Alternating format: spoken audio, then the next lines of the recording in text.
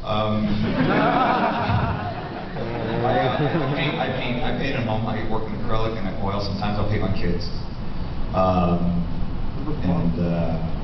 Yeah, I'll occasionally take some photography. I mean, I enjoy it, but I would say, like, the physical aspect of actually creating on canvas. I get like these huge canvases, put it on the ground, and I just pour the paint on and move it around. It's a lot of fun. It's very different from what I do for a living.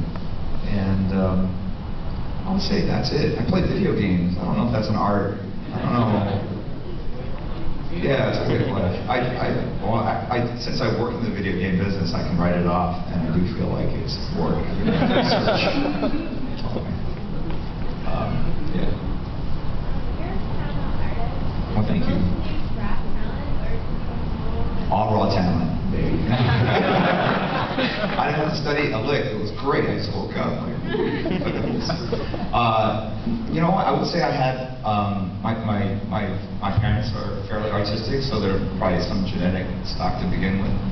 And I always drew well as a kid, meaning I could draw a little bit better than the people in first or second grade. That said, I think a lot of people, like, sometimes that's a sort of a negative thing, because sometimes a lot of people, myself included, you think because you can draw better than your peers that you're really good, and I think that can be a deterrent to actually opening up your mind to learning because you aren't very good. And I think the fastest way to improve actually is when you're like 19 to 21, is to basically realize whatever you're going to produce is really bad. It may not look bad to you, but it is.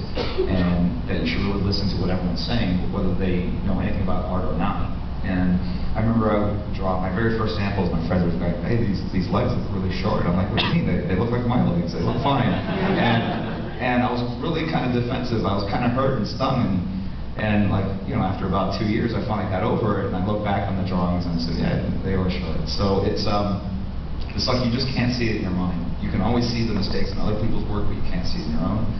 And I think once you get past that point, it makes a big difference. So I took a lot of art classes in high school and college, and that's actually kind of what got me. I mean, it was a confluence of different events, and one was The Dark Knight Returns came out. I was a senior, and I had to write a thesis to graduate. It was a psychology major, so I was writing it on, I don't know, some cognitive study or something. And so it's like a 90-page paper you have to write to graduate. So a lot of seniors would take easy classes to lighten up their academic workload. So I took some painting and drawing classes. And they were taught by these abstract expressionist artists that would commute down from New York City. I went to school in Jersey. And they were very supportive of what I was doing, and said, "Have you ever really considered a career in art?" And that's when I really started thinking about it as a job.